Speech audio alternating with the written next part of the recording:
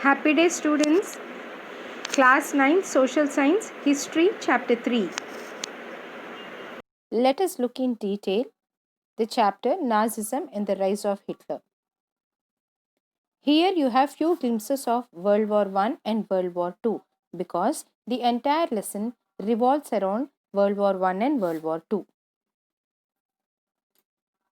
This is little bit of information about both the world wars.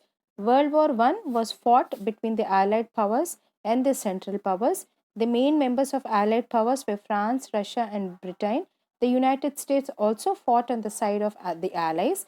The main members of Central powers were Germany, Austria-Hungary, Ottoman Empire, and Bulgaria.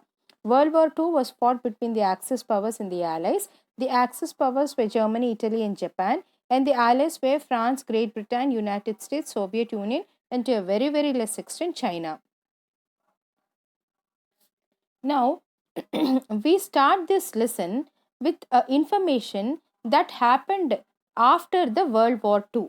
Okay, May 1945, Germany surrendered to the Allies, anticipating what was coming. Hitler, his propaganda minister Goebbels, and his entire family committed suicide collectively in his Berlin bunker in April. At the end of war, an international military tribunal at Nuremberg was set up to prosecute Nazi war criminals for crime against peace, for war crimes and crimes against humanity. Germans' conduct during the war, especially those actions which came to be called as crimes against humanities, raised serious moral and ethical questions and invited worldwide condemnation. Everyone came to feel that the rise of Nazi Germany could be partly traced back to the German experience at the end of First World War. Now, what was this experience is what we are going to see.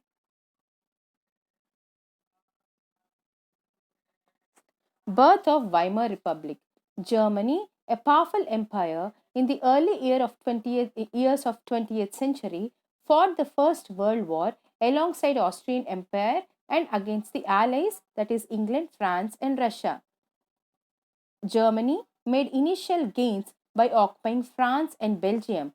However, the Allies, strengthened by the US entry in 1917, won, defeating Germany and the Central Powers in November 1918. After the defeat of Imperial Germany and the abdication of Emperor, there was an opportunity to parliamentary parties to recast the German polity. A national assembly met at Weimar and established a democratic constitution with a federal structure. Now, deputies were elected to the German parliament. German parliament was called as Reichstag. This republic, however, was not received well by its own people, largely because of the terms it was forced to accept after Germany's defeat at the end of First World War. Now let us look at the peace treaty at Versailles. The peace treaty at Versailles with the Allies was a harsh and humiliating peace.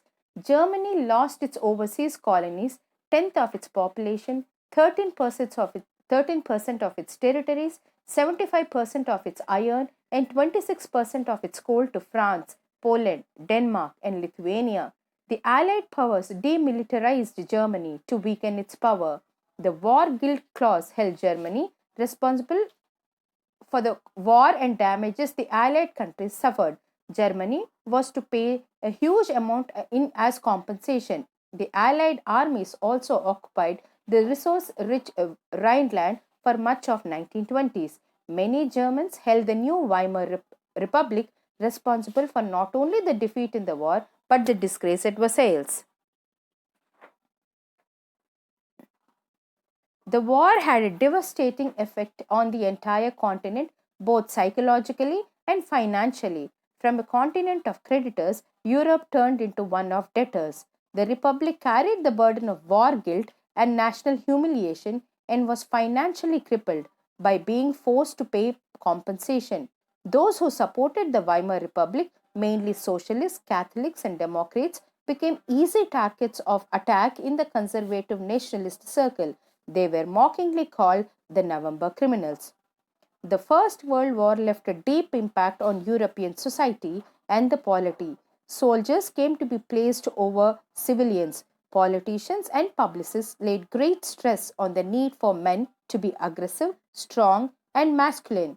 The media glorified trench life. Aggressive war propaganda and national honor occupied the center stage in public square, while popular support grew for conservative dictatorship. Political radicalism and economic crisis. The birth of Weimar Republic coincided with the revolutionary uprising of Spartacist League on the pattern of Bolshevik Revolution in Russia. Soviets of workers and sailors were established in many cities. Those who opposed to this, such as the Socialists, Democrats, and Catholics, met in Weimar to give shape to the Democratic Republic. The Weimar Republic crushed the uprising with the help of a war veteran organization called the Free Corps. The anguished Spartacists later founded the Communist Party of Germany. Political radicalism was only heightened by the economic crisis of 1923. Germany had fought the war largely on loans and had to pay reparations with gold. This depleted gold reserves at the time of resource were scarce. In 1923, Germany refused to pay and the French occupied its leading industrial area Ruhr to claim their coal. Germany started printing currency at a very large scale, and therefore the value of German currency fell. Eventually, the Americans intervened and bailed Germany out of the crisis by introducing Davis Plan, which reworked the terms of reparation to ease the financial burden on Germans.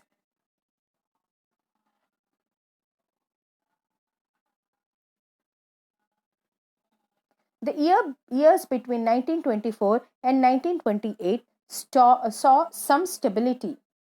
German investments and industrial recovery were totally dependent on short term loans, largely from the US. This support was withdrawn when the Wall Street Exchange crashed in 1929.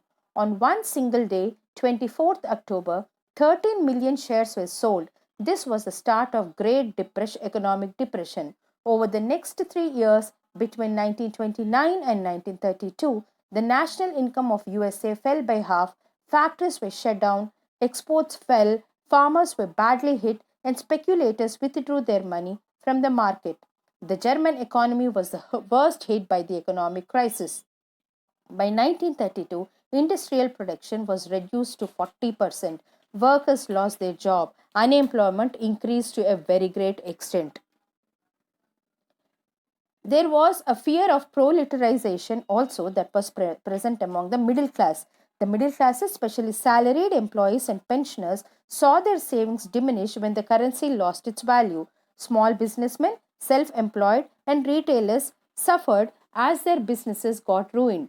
These sections of society was filled with a fear of proletarianization and anxiety of being reduced to the ranks of working class or worse still, the unemployed.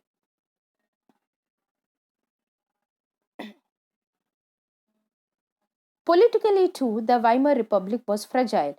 The Weimar Constitution had some inherent defects which made it unstable and vulnerable to dictatorship. One was proportional representation. This made achieving a majority by any one party a near impossible task, leading to a rule by coalition.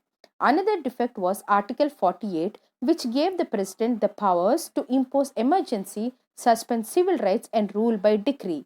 Within its short life, the Weimar Republic saw 20 different cabinets lasting on an average 239 days and a liberal use of Article 48.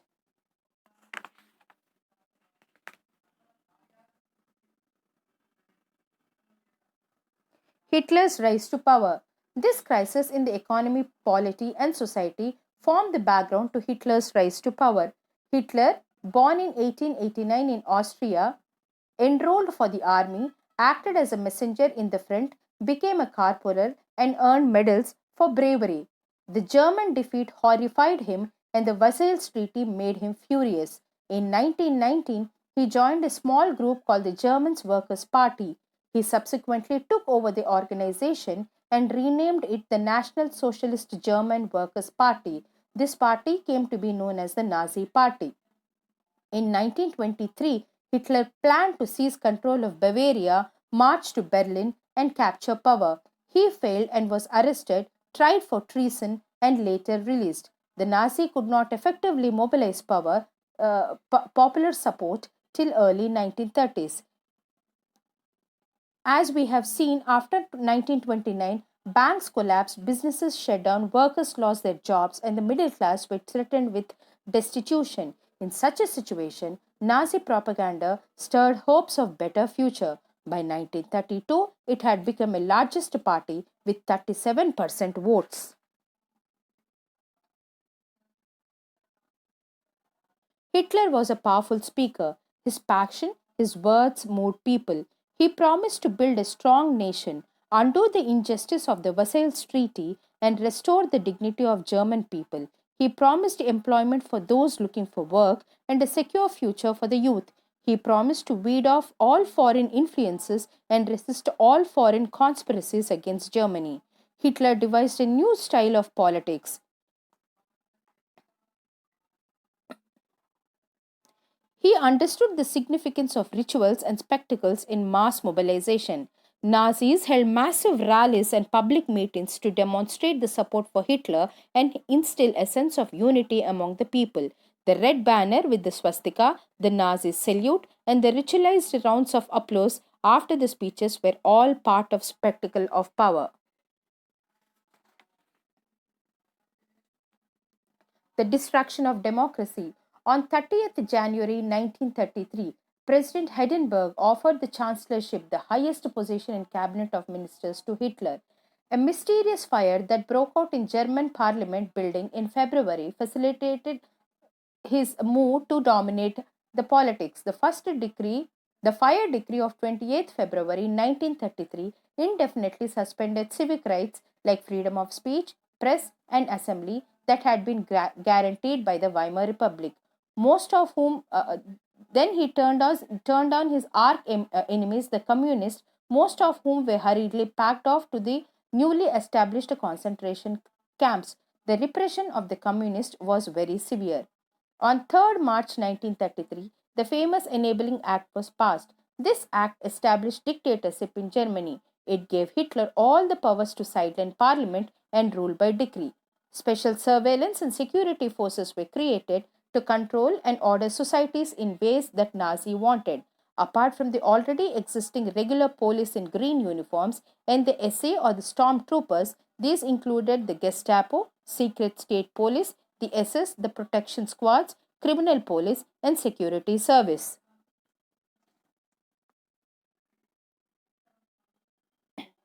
Reconstruction. Hitler assigned the responsibility of economic recovery to economist Jelmar Sachet, who aimed to full production and full employment through a state-funded work creation program. This project produced the famous German superhighway and the people's car Volkswagen.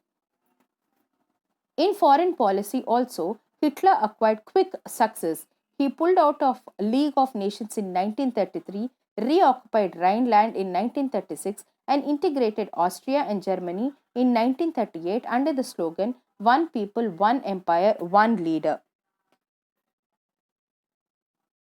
In all this, he had the unspoken support of England, which had considered the Versailles verdict too harsh. These quick successes at home and abroad seemed to reverse the destiny of the country.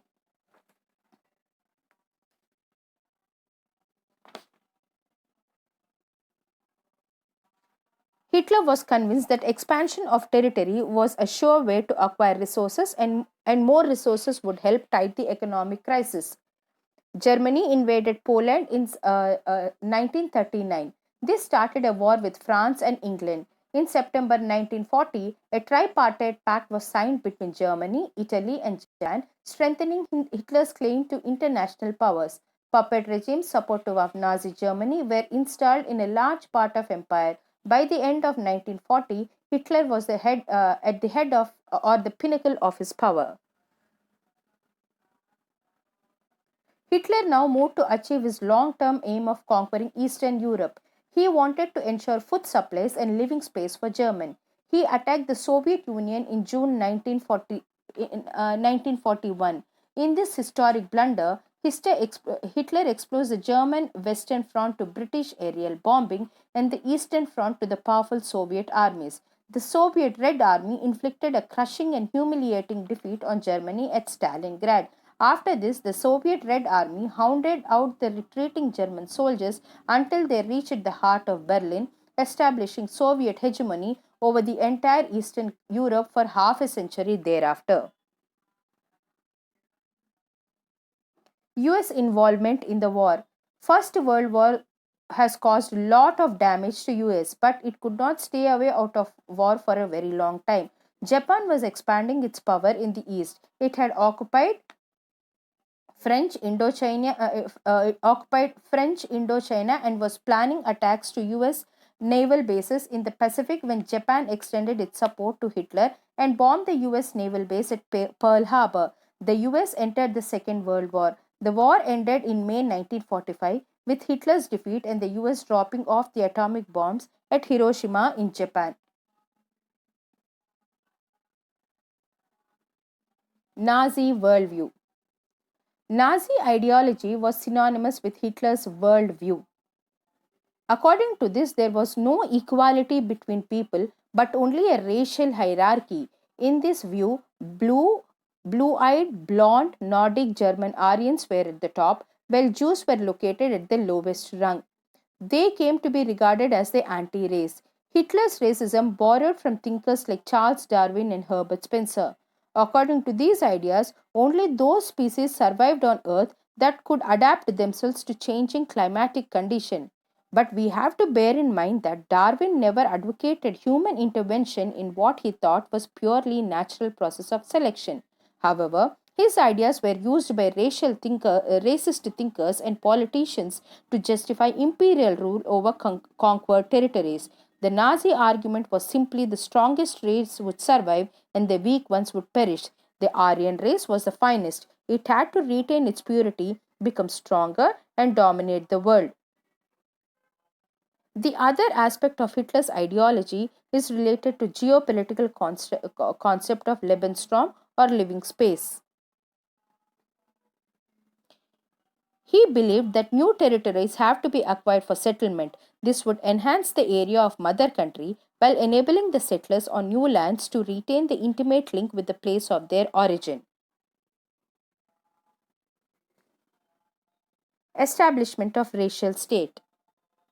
Once in power, Nazis quickly began to implement their dreams of creating exclusive racial community of pure Germans by physically eliminating all those who were seen as undesirable in the extended empire. Nazis wanted only a society of pure and healthy Nordic Aryans. They alone were considered desirable. Only they were seen as worthy of prospering and multiplying against all others who were classified as undesirable. This meant that even those Germans who were seen as impure or abnormal had no right to exist under the euthanasia program. Gypsies and blanks living in Nazi Germany were considered as racial inferiors who threatened the biological purity of superior Aryan race. They were widely persecuted. Stereotyping the Jews. Jews remained the worst sufferers in Nazi Germany. Nazis' hatred of Jews had a precursor in the traditional Christian hostility towards Jews. They had been stereotyped as killers of Christ and usurers. Until medieval times, Jews were barred from owning land. They survived mainly through trade and money lending. They lived in separate marked areas called ghettos. They were often persecuted through periodic organized violence and expulsions from the land. However, Hitler's hatred of Jews was based on pseudo-scientific theory of race, which held that conversion was no solution to Jewish problem. It could be solved only through their total elimination. The racial utopia. Under the shadow of war, the Nazis proceeded to realize their murderous racial idea. Genocide and war became two sides of same coin. Occupied Poland was divided up. Much of northwestern Poland was annexed to Germany. Poles were forced to leave their homes and properties behind to be occupied by the ethnic Germans brought in from occupied Europe. Poles were then herded like cattle in other parts called the central government, the destination of all undesirable of the empire. Members of the police intelligentsia were murdered in large numbers in order to keep the entire people intellectually and spiritually servile.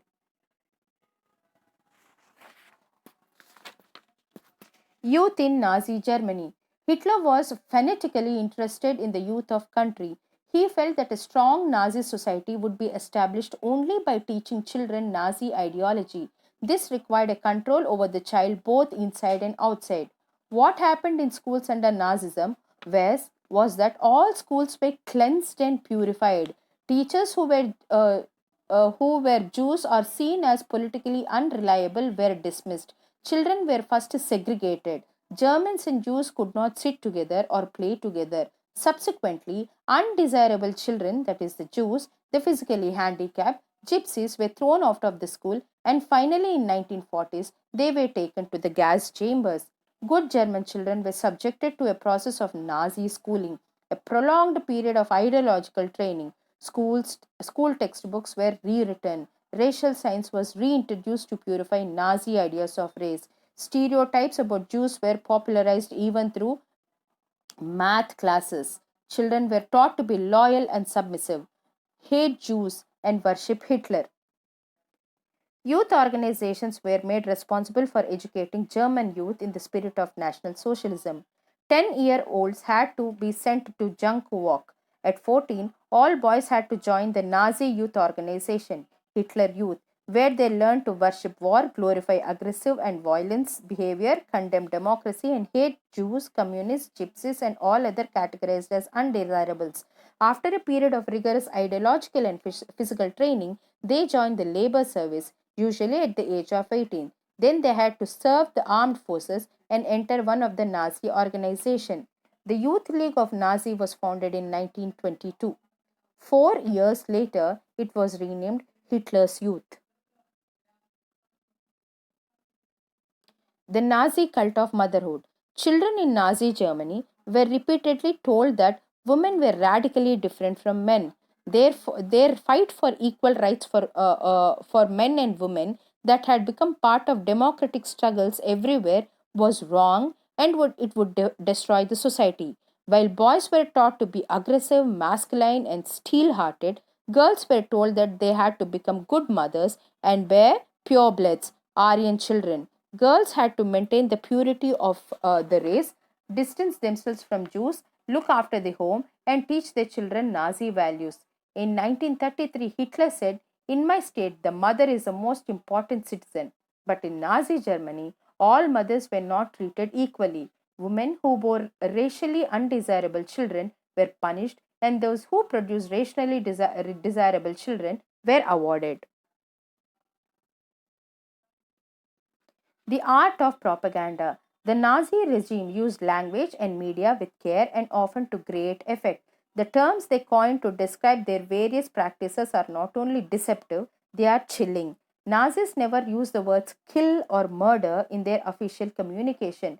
Mass killings were termed special treatment, final solution, selection, disinfection. Evacuation meant deporting people to gas chamber. Nazi ideas were spread through visual images, films, radios, posters, catchy slogans, and leaflets. Propaganda films were made to create hatred for Jews.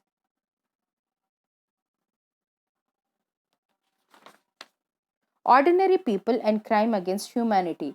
How did common people react to Nazism? Many saw the world through Nazi eyes and spoke their mind in Nazi language. They felt hatred and anger surge inside them when they saw someone who looked like Jew. They marked the houses of Jews and reported suspicious neighbors. But not every German was Nazi. Many organized active resistance to Nazism, braving police repression and death. The large majority of Germans, however, were passive onlookers and apathetic witnesses. They were too scared to act, to differ, or to protest.